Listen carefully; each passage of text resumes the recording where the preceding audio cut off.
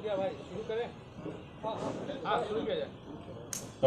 बहुत धन्यवाद आप सभी साथी को। जैसे कि आप सभी को पता था कि फूलन देवी जी के शहादत दिवस हम लोग उत्तर प्रदेश में 18 मंडल में अलग अलग जिला में कार्यक्रम रखा गया था और बड़ी तैयारी हम लोगों ने उत्तर प्रदेश में किया। पटना से प्रतिमा बन के उत्तर प्रदेश पहुंचा, लेकिन सरकार एंड टाइम पे प्रतिमा नहीं स्थापित हो या माल्यार्पण ना हो, उसके लिए उन्होंने सब जगह कैंसिल कर दिया कार्यक्रम और कोई भी कार्यक्रम करने का अनुमति नहीं दिया गया। उसके बाद हम लोगों ने अपने अपने स्तर से घर पे या गांव में पार्टी समाज के लोगों ने फूलन देवी का शहादत दिवस मनाए और बिहार में भी मनाया गया। लेकिन मेरा कार्यक्रम पहले से ही रद्द था, उसके बावजूद भी मैंने रिक्वेस्ट किया कि बनारस में मेरा पहले से आना तय था तो एक प्रेस कॉन्फ्रेंस किया जाए। लेकिन आपने देखा कि कल किस तरीके से उत्तर प्रदेश सरकार ने एयरपोर्ट पे ही रोक लिया गया और वहाँ से उत्तर प्रदेश में मतलब बनारस में कोई कार्यक्रम सारे कैंसिल करवा दिए। तो कहीं ना कहीं वहाँ पे हमें जो देखने के लिए मिला कि माननीय योगी जी जो उत्तर प्रदेश के मुख्यमंत्री जी हैं, वो कहीं ना कहीं माननीय प्रधानमंत्री जी के बात पे और उनके बोलने पे विश्वास नहीं करते हैं। माननीय प्रधानमंत्री जी का हमेशा एक नारा है, सबका साथ, सबका विकास और सबका विश्वास। तो खास करके उत्तर प्रदेश में पिछड़े समाज के लोगों को, SC ST और अति पिछड़ा समाज के लोगों को इस तरीके से सम्मान नहीं दिया जा रहा है। तो इसके लिए उत्तर प्रदेश सरकार को सोचने की आवश्यकता है कि आखिर इस पे कैसे मंथन करना है। ये बात तो अलग है कि सनब मल्ला का डर उत्तर प्रदेश में दिखा। 5000 पुलिसकर्मी कल बनारस में उन्होंने छावनी में बदल दिया। हमारे जहाँ था हमारे पार्टी के कार्यकर्ता को रोका गया। उसके बाद जितने भी हमारे पार्टी के पदाधिकारी था उनको होटल में भी नज़रबंद रखा गया। तो ये सारे चीज़ तो दिख रहा है कि वीआईपी पार्टी का असर और ताकत वहाँ पे दिख रहा है और ये डर अच्छा है।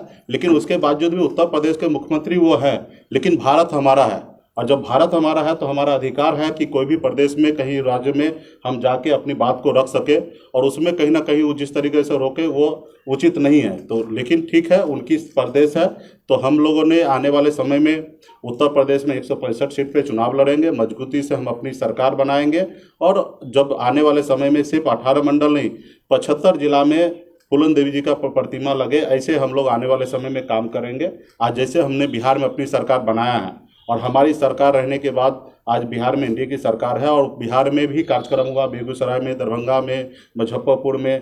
तो बिहार में प्रतिमा भी लगा और माल्यार्पण भी हुआ, कहीं पे कोई किंतु परंतु नहीं, इशू नहीं हुआ, क्योंकि ये बिहार में एनडीए की सरकार है, वीआईपी पार्टी की सरकार है और हम लोगों ने शांतिपूर्ण यहाँ पे कार्यक्रम किया और इसी कार्यक्रम को आने वाले समय में भी हम लोग करेंगे। लेकिन मैं अभी भी योगी जी से कहूँगा कि जाति विशेष ना सोचकर सबके साथ देकर सबको भरोसे में लेकर काम करें और मैं चाहूँगा कि पिछड़े समाज का वहाँ पे सुना जाए। सरकार क्योंकि हम बिहार में एनडीए के साथ है, हमारे बिहार में ही सिर्फ संबंध है, बिहार से बाहर हमारी संबंध नहीं है। हमारी सोच है कि बिहार में, झारखंड में, उत्तर प्रदेश में, उड़ीसा में, बंगाल के कुछ हिस्से में पार्टी को मजबूत करेंगे ताकि 2024 में हम 2024 में ज़्यादा से ज़्यादा सांसद पहुंचाएंगे। और हमारी जो मुख्य मांग है निषाद समाज को आरक्षण लागू करवाना। आरक्षण तो पहले से मिल रहा है लेकिन लागू नहीं है कुछ प्रदेशों में, जैसे दिल्ली में या बंगाल में आरक्षण लागू है लेकिन बिहार में, झारखंड में, उत्तर प्रदेश में नहीं लागू है। तो हमारे से प्रदेश में लागू कराने के लिए हमें दिल्ली पहुंचना है और दिल्ली आप सबको पता है कि उत्तर प्रदेश होके पहुंचते हैं। तो हम लोग उत्तर प्रदेश में मजबूती से 2022 में चुनाव लड़कर और उत्तर प्रदेश दिल्ली पहुँचेंगे और हम अपने समाज का जो आरक्षण की बात है वो पूरा हम लोग करेंगे। तो इसके लिए और मैं योगी सरकार को कहना चाहूँगा कि भविष्य में ध्यान रखें, इस तरीके से किसी प्रदेश के नेता को, मंत्री को इस तरीके से कस्टडी में ले लेना ये मुझे लगता है कि सही नहीं है। अगर ऐसा ही रहा तो एक दो नहीं सैकड़ों हम बिहार राज्य में भी दूसरे प्रदेश से नेता को आने से मना कर सकते हैं। लेकिन हम बिहार प्रदेश में माननीय मुख्यमंत्री जी के नेतृत्व में सरकार चल रहा है और मैं नहीं चाहूँगा कि इस तरीके से किसी भी नेता को बिहार प्रदेश में अपमानित हो या उसको हम लोग रोक ले, तो ये कहीं ना कहीं अच्छा नहीं है। तो ऐसा अगर हो तो फिर तो पूरे भारत में एक दूसरे को नेता को रोका जाएगा, तो ये सही नहीं है, ये परंपरा सही नहीं है। योगी जी को इस पर विचार करें। अब बेगर कोई कारण का और एक व्यक्ति को से डर से अगर इस तरीके से आपका लॉ एंड ऑर्डर बिगड़ सकता है तो फिर आप कैसे सरकार चला रहे हैं? फिर तो आपको सोचना है, आपका विचार करना कि आपको इतने बड़े प्रदेश का मुखिया आप कैसे बने हैं। तो इसके लिए आपको हर नेता को, हर जनता को आपको सुरक्षा देना आपका काम है। आप सरकार में हैं, आज जैसे हम लोग सरकार में, तो हमारा हर एक जवाबदेही हम पे बनता है, माननीय मुख्यमंत्री नीतीश कुमार जी पे बनता है कि बिहार के हर एक नागरिक को सुरक्षा देना। उसी तरीके से उत्तर प्रदेश सरकार का भी बनता है। तो कहीं ना कहीं हमें ये देखने के लिए नहीं मिला।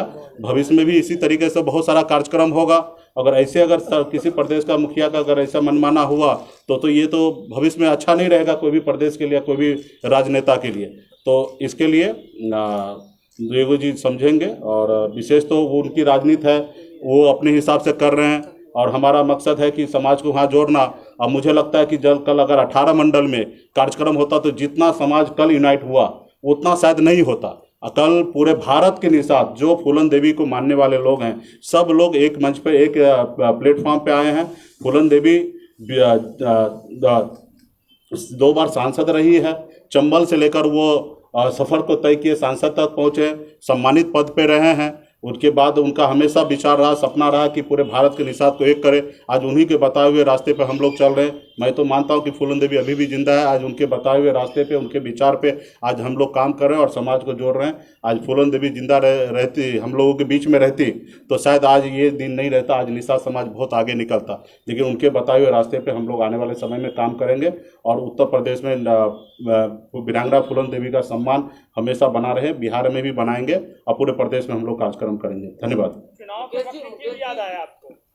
आप सभी को पता होगा कि फूलन देवी जी का कार्यक्रम आज से नहीं, जब से हम पॉलिटिक्स में, राजनीति में, सामाजिक संगठन में आए तब से हम काम कर रहे हैं। आप 2018 में अगर आप सभी को याद होगा तो फूलन देवी शहादत दिवस के रोज हम 5000 महिला एक ही कलर, एक ही साड़ी में, एक ही ड्रेस में पटना के रोडों पे उन्होंने फूलन देवी का कृष्ण मेमोरियल हॉल में कार्यक्रम हुआ था। और हर साल हम लोग कार्यक्रम करते हैं, और हमें अपने पूर्वज को, जुब्बा सानी हो, फूलन देवी को हमेशा याद करते रहते हैं। और ये एक समाज है, ऐसे ऐसे समय में सबको एक जगह, एक प्लेटफॉर्म पे लाने के लिए ये सारी चीज़ें हैं, तो हम लोग कर रहे हैं। विशेष तौर पे उत्तर प्रदेश हम चुनाव लड़ रहे हैं, तो इस समय चुनाव का समय आया, अभी अगले साल चुनाव होना है, और इस समय में अवसर पड़ा तो हमने 18 मूर्ति हमने वहाँ पे भेजा और कार्यक्रम किया। यूपी में मूर्ति लगाने पर रोक है क्या, इस बात की जानकारी है आपको? जी हाँ, मूर्ति 2008 में सरकार का गाइडलाइन है कि मूर्ति वहाँ पे नहीं लगाया जा सकता, और लगाया जाएगा तो उच्च स्तरीय पे परमिशन लेकर लगाया जाएगा। तो हमारा वहाँ पे था 2 तरह का कार्यक्रम था, अपने खुद के जमीन पे लगाने का कार्यक्रम था, या माल्यार्पण करने का कार्यक्रम था। तो मूर्ति नहीं लगाने के लिए दिए, इसके लिए भी हमने रिक्वेस्ट किया कि चलिए कोई बात नहीं, मूर्ति स्थापित नहीं होगा लेकिन माल्यार्पण करने का अनुमति मिले। तो माल्यार्पण करने का भी अनुमति सरकार की तरफ से नहीं मिला। इनफैक्ट हमारे लखनऊ कार्यालय पर, हम अपने कार्यालय पे, प्राइवेट प्लेस पे, हम अपने कार्यालय पे वहाँ पे मूर्ति लगाया गया, वहाँ पे भी माल्यार्पण करने से रोका गया। छोटा सा अपने कार्यक्रम आप कर सकते, लेकिन बड़े मूर्ति पे, प्रतिमा पे आप माल्यार्पण नहीं कर सकते। तो ये कहीं ना कहीं एक अच्छा सोच और अच्छा विचार नहीं है। बीजेपी की सरकार है, मुख्यमंत्री में बीजेपी की सरकार है, क्या बीजेपी के योगी की तारीफ करके गए हैं और कह के गए हैं कि चेहरा वही है, तो आप ये क्यों नहीं मान रहे कि बीजेपी की सरकार ने उनको कार्यक्रम करने से रोका है? नहीं, ठीक है, उनके चेहरा है जो भी है, और बीजेपी रोके या योगी जी रोके, बात तो एक ही है। हम कहाँ बीजेपी को आपको दूर कर रहे कि बीजेपी ने नहीं रोका, बीजेपी की तरफ से ही रुका, और उनकी की सरकार है, उन्हीं के मुखिया है, तो मुझे ये नहीं है। लेकिन हाँ, योगी जी को जो माननीय प्रधानमंत्री जी कह रहे हैं, सबका साथ, सबका विकास और सबका विश्वास, वो कहीं ना कहीं नहीं देखने के लिए मिला, उसकी मैं बात कर रहा हूँ। अखिलेश यादव ने इन्विटेशन दिया है कि आइए मिलकर चुनाव लड़ते हैं। सब उनको बहुत बहुत धन्यवाद। मुकेश सहनी जी, 13% वोट अति पिछड़ा का है यूपी में, 10% मामला केवट निषाद। क्या गोरखपुर में, पूर्वांचल के एरिया में निषादों की आबादी ज्यादा है, क्या इस डर से आपको रोका गया?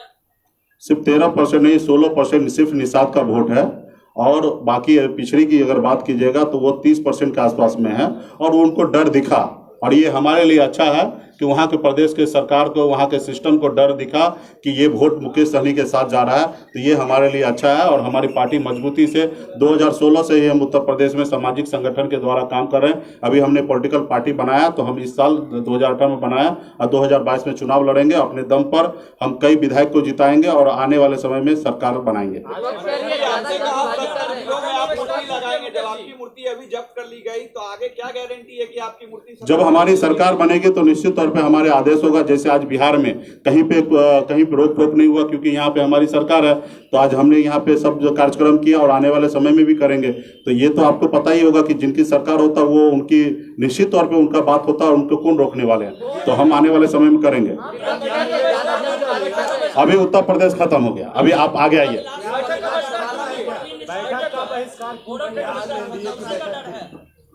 देखिए, बिहार में आप सभी को पता है कि माननीय मुख्यमंत्री नीतीश कुमार जी के नेतृत्व में बिहार में सरकार हमारी चल रही है और हमारे बिहार सरकार के मुखिया नीतीश कुमार जी हैं।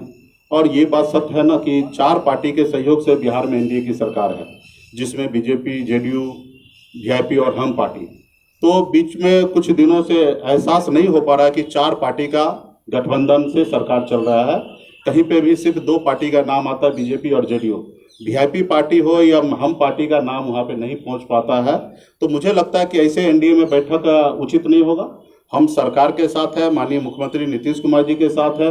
जहाँ पे वीआईपी पार्टी को अगर सम्मान नहीं मिल सकता, ऐसे मंच पे जाके क्या बात रखेंगे। तो इसलिए बहुत सारा इशू है। इसके लिए हम सब बैठकर अगर एनडीए अगर चाहेंगे, एनडीए के सभी नेता, तो बैठकर इस पे मंथन किया जाएगा कि कहाँ चूक हो रहा, कहाँ समस्या है। ये घर की बात है, घर में हम लोग सलटाएंगे। ये बात निश्चित तौर पे है कि एनडीए नज़र नहीं आता है। तो एनडीए नज़र अगर नहीं आ रहा तो मेरा इसी बात से तकलीफ है और इसलिए मैं वहाँ पे नहीं गया हूँ। आज हमारे माननीय मांझी जी हैं, इतना सम्मानित नेता हैं, पूर्व मुख्यमंत्री रहे हैं। आज उनको भी सरकार में बेहतर जगह होना चाहिए। आज हम लोगों के सहयोग से बिहार में सरकार चल रहे हैं। तो ये सब चीज़ को कहीं ना कहीं एनडीए के प्लेटफॉर्म हो जहाँ पे ये सब बात को रखा जाए और सारी चीज़ देखा जाए कि कहाँ पे लॉ एंड ऑर्डर में क्या सही है, कहाँ नहीं है, कहाँ बाढ़ में क्या समस्या नहीं है। जब इस पे बैठ के हम लोग मंथन करेंगे तो बहुत सारा चीज़ निकलेगा।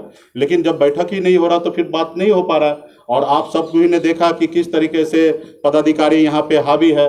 हमारे माननीय सम्मानित मंत्री ने कहा कि चपरासी तक बात नहीं मान रहे। तो आखिर ऐसे कौन पदाधिकारी है, कौन ऐसे चपरासी है कि वो बात नहीं मान रहे। तो ऐसे भी जगह पे बात करने की आवश्यकता है। और बिहार के जनता ने हमें चुना है, हमारी सरकार को बनाया है, माननीय नीतीश जी को मुखिया बनाया है। तो आज हम लोगों का एक मकसद है कि बिहार के जनता को लिए काम करें, युवा के लिए काम करें। हम लोगों ने लक्ष्य रखा है कि 5 साल में 19 लाख युवा को रोजगार देना। तो 19 लाख लोगों युवा को रोजगार देना तो कैसे होगा?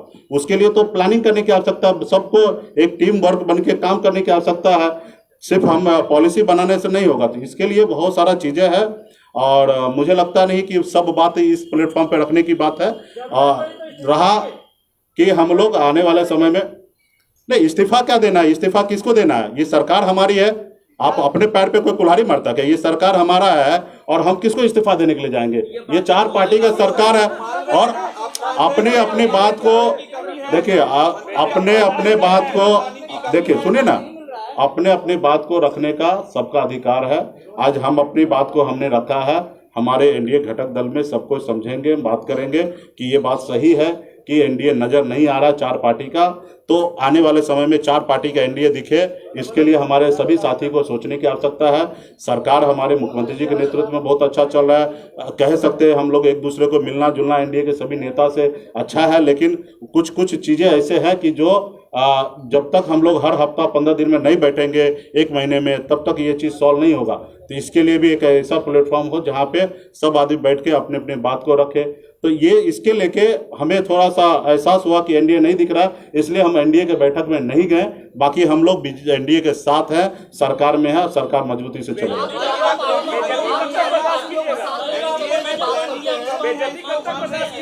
देखिए, एक चीज मान लीजिए, ये हमारी अपनी सरकार है,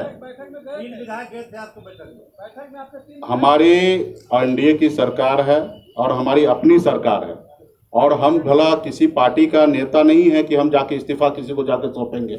हम अपनी पार्टी के हम स्वयं मालिक हैं, सुप्रीमो हैं। हमारे साथ 4 विधायक हैं, मजबूती से विधायक हमारे साथ है। और आने वाले समय में हमने यहाँ कहा ना कि सरकार किसके लिए, उनके लिए जिन्होंने पीठ में खंजर भोंका उनके लिए हम जाएंगे।